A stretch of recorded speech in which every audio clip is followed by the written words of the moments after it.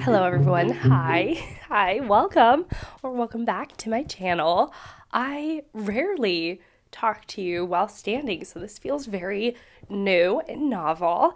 Today I am going to finish up fixing up these bookshelves. It needs to happen. I feel like I have the energy for it. And yeah, I'll kind of quickly recap what I did before in my other video so that you don't have to go back and watch it. But if you're really interested in specific titles that I have on my shelves, then this might be that video might be really good for you. If you're new here, then hi, welcome. My name is Shelly and I love books and reading. And it really comes out in this channel, my love for books and reading. I share all of that passion with you. And so if you're watching as an unsubscribed person, I would encourage you to subscribe, stick around. Without any further rambling on, let's go ahead and get into the meat of this video. As a relatively quick recap, I have all of my nonfiction books up here, way up here, that are pretty much out of frame, and they're all kind of up there higgly-piggly without any rhyme or reason, but I know that all of my nonfiction live on the top shelf. Then I decided to do a shorty stack, books that are pretty much under 250 pages, 200 pages. So I have a short book stack right here. Then I have some chunksters, books that are quite what I would just think are like thick books. I always say, what is that? I say to my husband, I say THIKK. He makes fun of me because I think when you're talking about thick, it's supposed to be THICC. But anyways, what do I know about pop culture? I know nothing. I more or less live under a rock. Then over here, right here, this is my British book stack. Books that I feel like really scream, hi, I'm British. Yeah, I'm talking in a British accent. I am from London. We're covering something from a time period that is very quintessentially British. Then I have my very American stack. This is like, yeehaw, we are Americans right here. And then that was kind of it. That was it. So chunksters, shorties, nonfiction, British, American. Someone had suggested to put Moby Dick in my American stack, so I'm going to do that because it is a very American book. It might even be like the American classic that Middlemarch is for England. So the further on I go, I have not organized any of these stacks right here. So I have 1, 2, 3, 4. This stack that's sort of peeping out of frame doesn't really have a rhyme or reason to it. So let's kind of tackle that. All right, let's just see what happens. This candle can go. I'm gonna do one more sweep for nonfiction books because I know that I can spot them really quickly and I know that I have some here. So as I am looking, I have On Photography by Susan Sontag, that's nonfiction. I also have Gift from the Sea. Oh, I have a grammar book that I used when I was in college. It's called The Little Brown Handbook, which unfortunately is not brown anymore, but at one point was brown. So we have that. We have also a very pretentious book that is my husband's that I think is kind of adorable, and it's called The Highly Selective Dictionary for the Extraordinarily Literate, and it's by Eugene Elric. So I know those are nonfiction. And I have this Salt Path. So I'm going to move all of those books to the top shelves. Let's actually get this ball rolling. Let's get things started over here. I have a handful of books that are fantasy, science fiction, speculative fiction. I sort of put them all in the same grouping. So I have The Glass Hotel by Emily St. John Mandel. I have The Robber Bride by Margaret Atwood, Earthsea by Ursula K. Le Guin, A Clockwork Orange by Anthony Burgess, A Million Open Doors by John Barnes, Star Tide Rising by David Brin, Flowers for Algernon by Daniel Keyes, Dragonflight by Anne McCaffrey, and Dies the Fire by S.M. Sterling. I also have Ursula K. Le Guin that I'm spotting on a pile on my table, and The Lies of Locke Lamora by Scott, what is his name? Scotland by Scotland.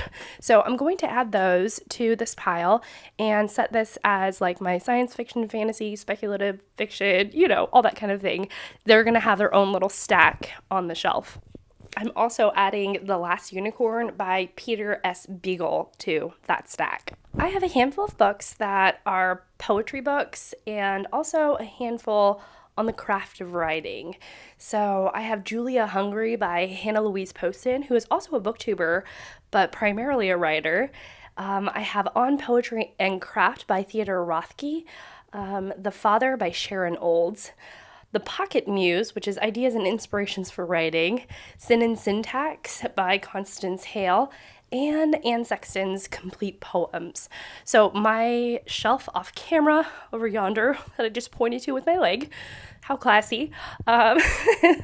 There I have poetry books and books on writing, the craft of writing, things like that. They're all kind of grouped together there. Down on this shelf that's out of frame, but I will definitely put pictures in and some video in as to like how this shelf looks. I have on the top shelf, I have all of my hardcovers, and I like that because I actually don't have a ton of hardcovers, and so I like kind of keeping them all in one spot. I like the way it looks. It's actually been like that for a long time. I do it sort of naturally. I put all of my hardcovers in the same spot.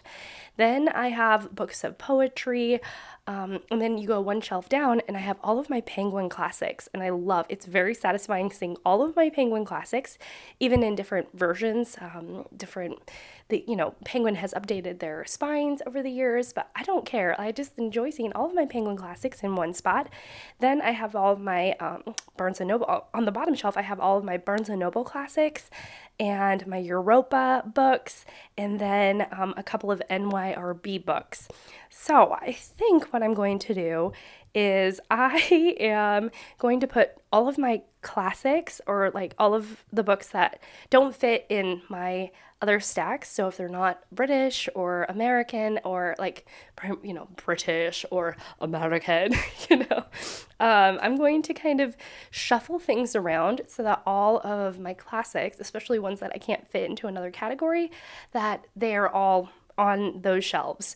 So let me get that started. For example, in terms of classics, I have Madame Bovary by Flaubert, The Makiaka Sisters by Tanzanaki, George Eliot's two shorter works entitled The Lifted Veil and Brother Jacob. I have Tristram Shandy by Sterne and The Persian Boy by Mary Renaud.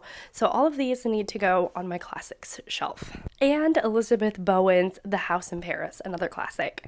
Two more books that go on the fantasy, sci-fi, speculative fiction type works. The Blind Assassin by Margaret Atwood and China Miéville's Perdido Street Station. A couple more chunksters. I have The Lacuna by Barbara Kingsolver and The Gift of Rain by Tan Tuan Eng.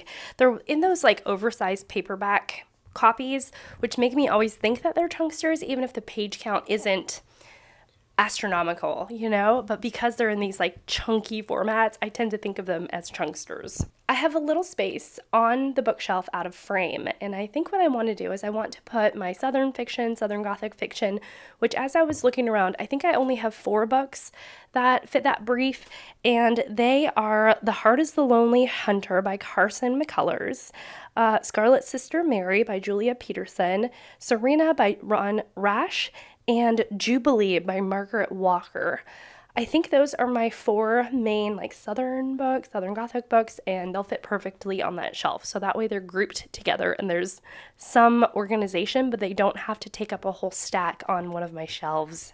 I have 14 books in my historical fiction stack, sort of general historical fiction, and I don't really know how many more I can add in. So we have Matrix by Lauren Groff, Umberto Eco's Baldino, The Good Earth by Pearl S. Buck, The God of Small Things by Arohinti Roy, Milkman by Anna Burns, Oscar and Lucinda by Peter Carey, The Ministry of Utmost Happiness by Rahanti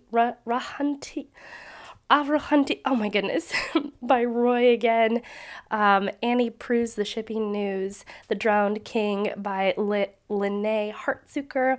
The English Patient, The News of the World, The Kitchen House, The Devil's Arithmetic, and White Oleander. So that is kind of my random historical fiction stack. I might also have like a random classic stack that would do me well. We'll see. In my contemporary stack, I have quite the random assortment. A couple of Hilary Mantel books, Every Day is Mother's Day, and the other Hilary Mantel book is, The Assassination of Margaret Thatcher. And then just going down the stack really quickly, I have After Parties by Anthony Vasenya So. Call Me By Your Name by Andre Osman, which might be historical fiction, but it also shows how much I really don't know about some of my own books. Hotel World by Ali Smith. My Name is Asher Lev by Chaim Potok. Florence Adler Swims Forever by Rachel Beanland. Love Medicine by Louise Erdrich. What else? Jennifer Egan's A Visit from the Goon Squad. Beth Roberts' My Policeman, written on the body by Jeanette Winterson. Jacqueline Woodson's Red at the Bone, Holding Her Breath by Eimer Ryan, and Antonia Ingras's Sirens and Muses. So quite the stack of just kind of contemporary, hard to categorize books. Books that I keep finding that go in other places, one of which is The Warden by Anthony Trollope. That goes in my short book stack. I have Saga Volume 1, which I just hauled. That's going to go in my shorty stack. And I also have Upstream by Mary Oliver, which goes in my nonfiction stack. So again, it's just like the more you filter through, the more you realize like, I missed a couple. To make a stack, I'm going to have some random things. I actually pulled my 2 NYRB books off my other shelf, my off-camera shelf, and I'm going to instead put these in a stack with retellings. Not that they go together, but it's like a teeny little collection. I have 2 NYRB books, 1 NYRB that I've read, which I am going to keep with the poetry. So this is going to be like a small collection, 2-book collection, along with retellings. And in those retellings, I have Circe and Song of Achilles by Madeline Miller and The Once and Future King by T.H. White. Those are all just going to be in their own little stack. Just random books. And that's going to go on this little stool over here. Totally random. I can't quite fit them because I have books crammed here, there, and everywhere. I'm not sure where they go. Like, for example, I don't want to put Charles Dickens' A Tale of Two Cities in my very British stack because it is about the French Revolution. So, and it's in this like little Signet Classics edition, and so it doesn't go with my Penguin Classics. So where do I put you? I don't know. So you're going to go in my random stack. So I'm going to have a random stack book, random stacks, a book of random books just stacked up on this stool according to height, and we'll just know between you and me, it'll be our little secret. It'll be random. It's random. So that's what I'm going to do right now. All right. Well, that is it. Oh my goodness. I did it. There's some organization in this room. I feel amazing. It didn't hit me until like this moment right now how good I feel. Okay. Well, that's it. Let me know. Thoughts? What I should read next? Let a girl know. I'm sorry if my microphone was like straight up in my face or the sound quality was terrible because I don't know how to hold a microphone. I'm so sorry if that's the case, but just know that I had a blast filming this. But thank you so much for watching. Thank you so much for being here. I really appreciate it. And I will see you all in my next one. Bye.